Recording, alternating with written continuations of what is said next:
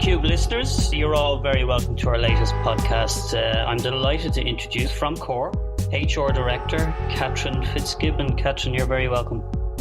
Very much for having me. Thanks for joining us, Catherine. I know it's a busy day in Core. You have a celebration today? We do. We have our celebration night tonight. So just celebrating all the good work everyone's done over the last number of months, and there's been loads of it. So yeah, we're having a party tonight. It should be good, and the sun is shining, so that makes it better. Don't need an excuse to have a good party, right? Catherine, you might give our listeners just a brief background on your role and who Core are, just so we set up this conversation well.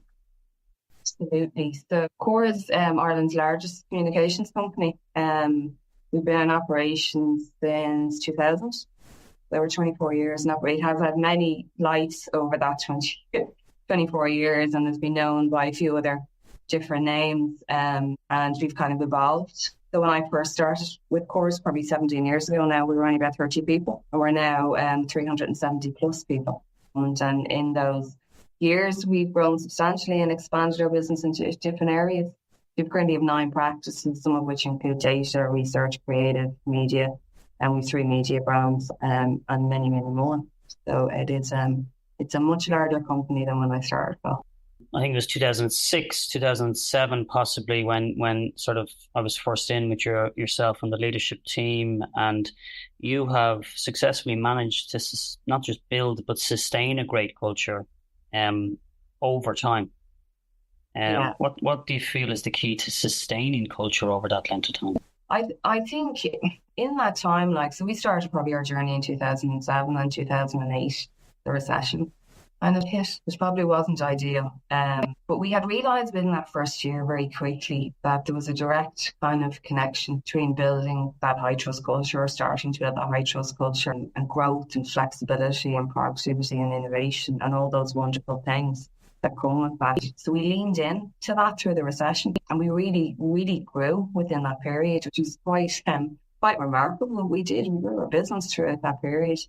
And we very much leaned into those things, and you learn very quickly when you start this journey that leaning into those, you see the fruition of some of the things that you work on and what they bring to your business. So over the years, we've learned to follow I'm going to say it's not a playbook, but it's definitely a 3-step process, I'm going to call it, of 3 areas that you really need to kind of look at if you want to obviously engage with a great place to work to build those high trust cultures, but also sustain them, which is a day one mentality every single year. And it is relentless. You can't just sit still. You can't just think your job is done and that's fine. It is relentless. You have to keep going to do better.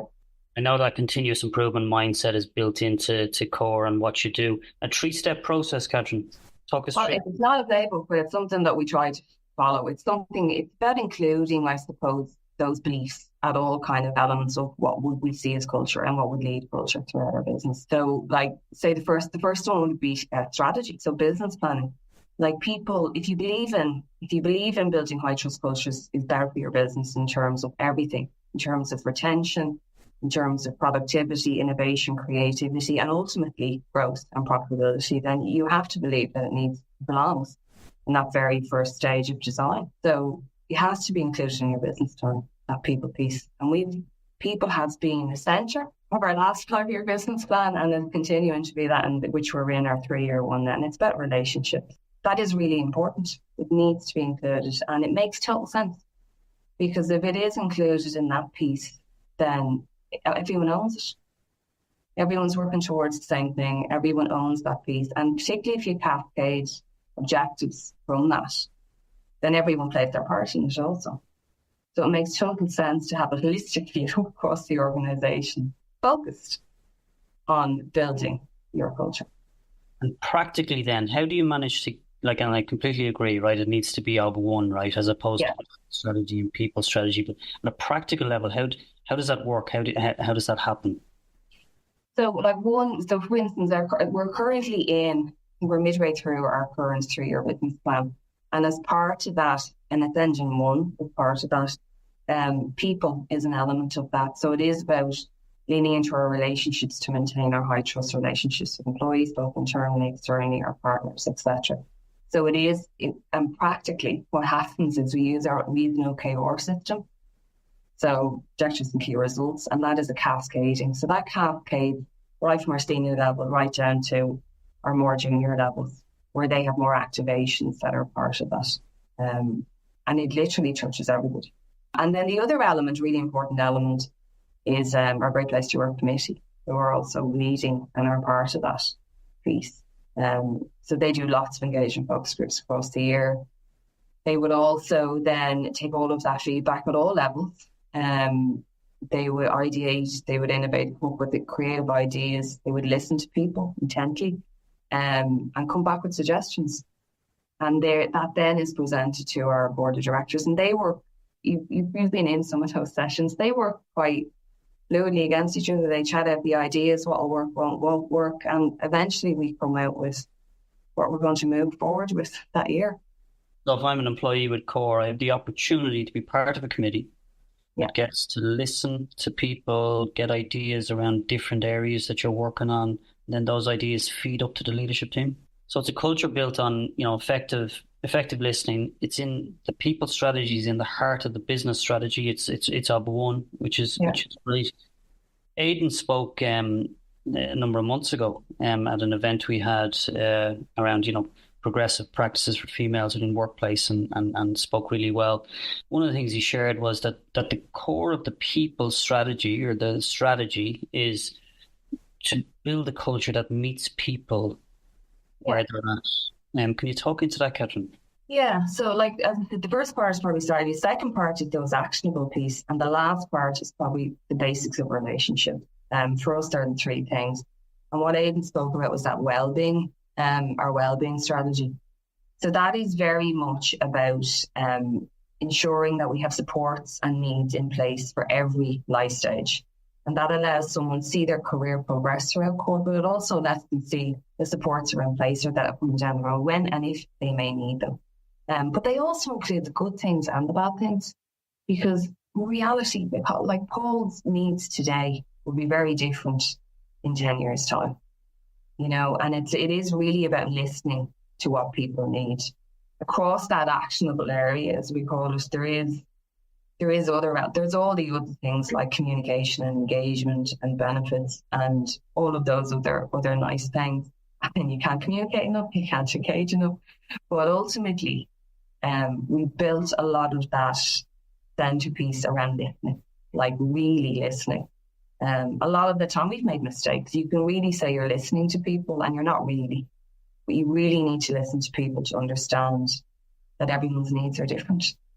And they're different as they progress through their careers. And it's just ensuring that everyone can see a longevity in those supports and in those practices. Even through things like flexibility. Like a lot of us talk about flexibility, but you probably have to have a number of different things in terms of that flexibility piece. So for instance, I've just arrived in Port from college and COVID hit and I can't take a break. I planned on traveling for a month. Can I do that? Yeah, because it's here for you. There's a support. There's likely you can take that trip if you want. You can come back.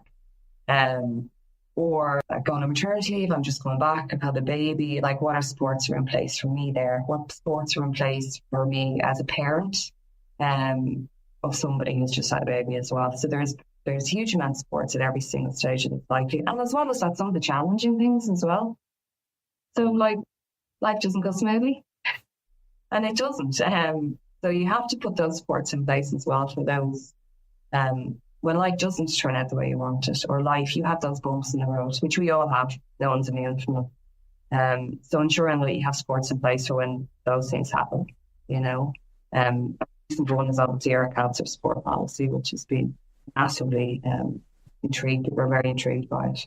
Let's chat about that, Catherine. Right. So your approach in that area, co-designed, I believe. But talk us through what you did there. Yeah, we actually probably co-designed a lot of our supports. So part of our business is owned obviously by Publicis, majority shareholders is still in Ireland, and they had and America and Europe are doing very different things when it comes to obviously cancer support. But we, as our profile is aging in CORE, and we are, because people are staying, which is wonderful. a lot of the challenges around cancer have started to crop up, and there's not anyone who won't be affected by it. So as we started to see employees become cancer sufferers and cancer survivors, which was amazing, and or in fact and come into other people's lives through family members, parents, etc. We really felt that we needed to do something in this area, and really showcase kind of the supports that we could put in place. But also, it's a moment in time where somebody really needs everybody, including their employer, to lean in to get them through whatever that challenge is. And that in that way, we designed it with our workforce. So we designed it with our employees, and then other people who were supporting individuals who have been through cancer, or were friends with individuals who support them. And in that way, we co-designed our policy. And it's simple things like just food, cleaning. Some of it is really, really simple.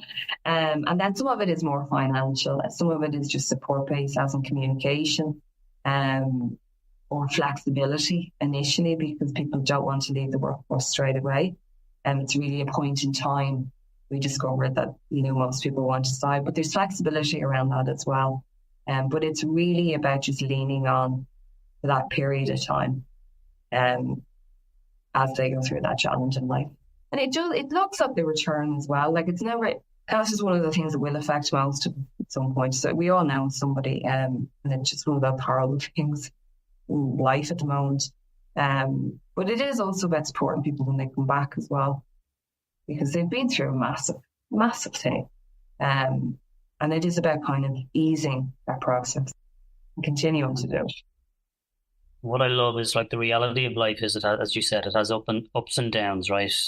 We're all faced with lots of challenges. And this is the real conversation to be having within the workplace, right? There's challenges everywhere that we're facing. And we show up in those moments, Any other challenges, Catherine, that you've kind of looked and been Yeah, do you know what? Some of, to the last part there, which is kind of really about building those relationships, hybrid as mentioned probably to most of us. We call them cooler, water cooler moments, wherever they will be. But you can have all the supports and policies in place, but unless you have a real relationship with people, and that probably is ultimately, it's back to basics in terms of relationship a lot of the time.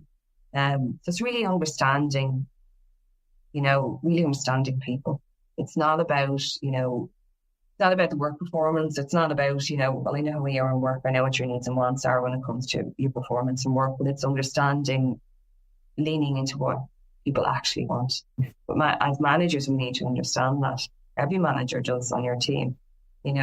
What does I need now? What does Anna need now at this point in time? And if you don't really understand that, then your relationship is needs improvement. Yeah. And the way every workplace has people managers that are dialed in around the importance of relationship and can do it and make connection, then some might struggle a bit more. Is there supports you have to educate managers around how to do that, how to do connection? Is it how you hire? How do you look at that?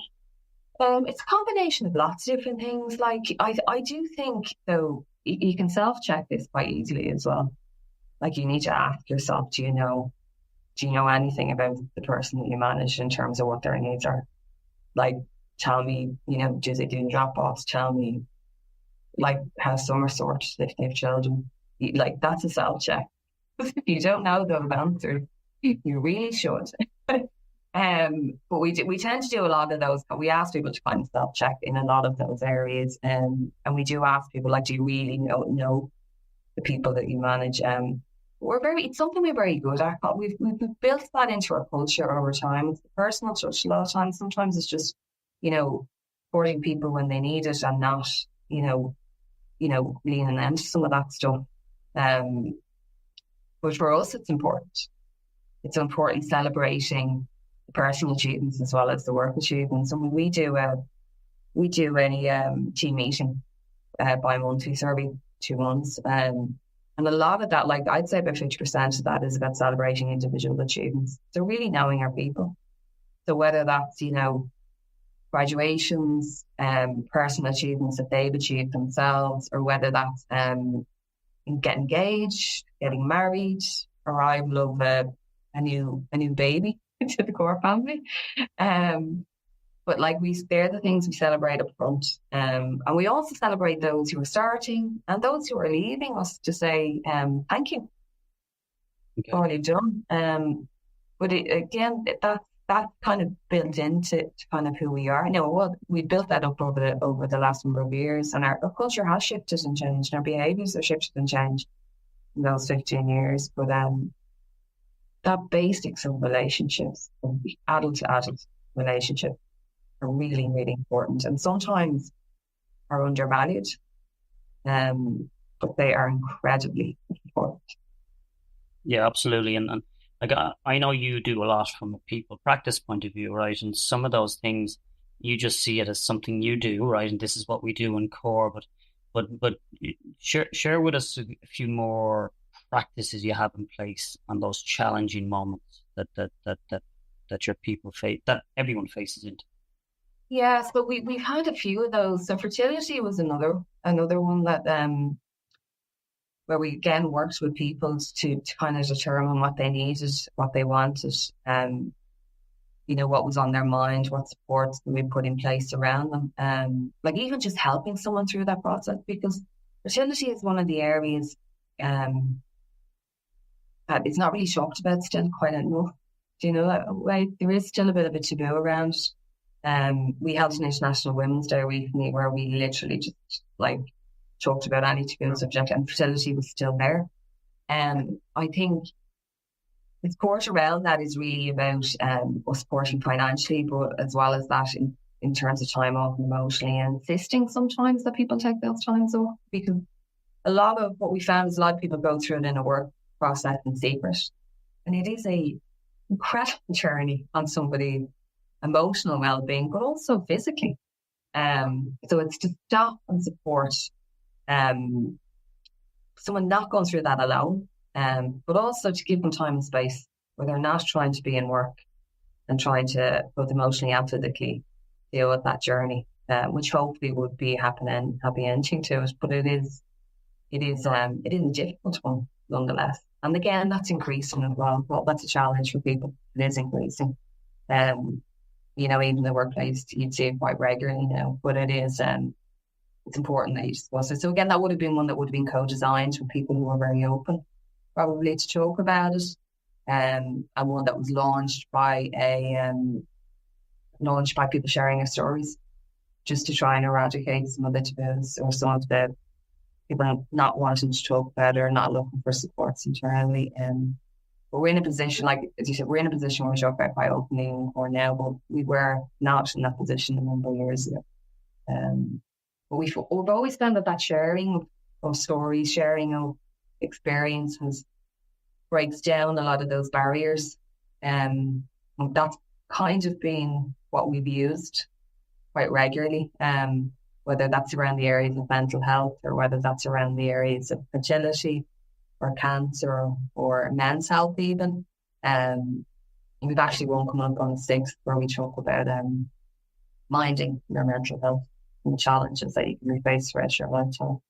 It really is. I think if people can see senior leaders sharing stories, being very open about their experiences and the reality that we're all human, and the reality as well that we'll all face challenges in our life, it really does make the disclosing or talking openly with ease a lot more easier for people and breaking down a lot of those barriers. Because often there's a concern, Catherine, around, okay, we need to do something in this space. How do we get momentum? How do we build a practice? Mm-hmm. And if we can start with that internal storytelling, a bit of vulnerability, moving the topic from a taboo to out in the open, it can be key in terms of the momentum, right? It can, and you know what? It's allowing people to show up as themselves, like even through the good times and the bad times, but allowing them also, gain those supports in the workplace, from their friends and colleagues. Like to your point earlier on, we're all human. So, like, we do need to, I think, and we spend most of our time in the workforce. Like, we spend most of our time 9 to 5, and Monday to Friday. That's a lot of time. and a lot of time. So it is important that, there are supports in place when people are in those challenging times. It makes total sense. It's like, it's a relationship. That's exactly what it's an ecosystem where you need those supports like you do sometimes at home, Yeah. 17 years. Is 17 years a core? 17 years a core. Sorry now, just for going through it. And then if we add up all the time, multiply it by, say, it's a lot of hours, right? A lot of hours that we work. Where to next for core around people, or is there something you have in your sight that you want to focus in on? Or? Yeah, there's definitely two areas. Like we're working on a new policy at the moment that's come up in the area around women's health. And so we're just working around the whole area of mental health at the moment, and resilience, which is another key area for us. Another area of the topic for us is really around men's health,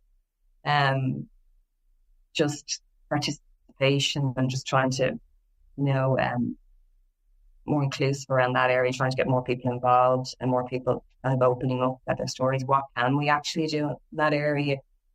How can we help?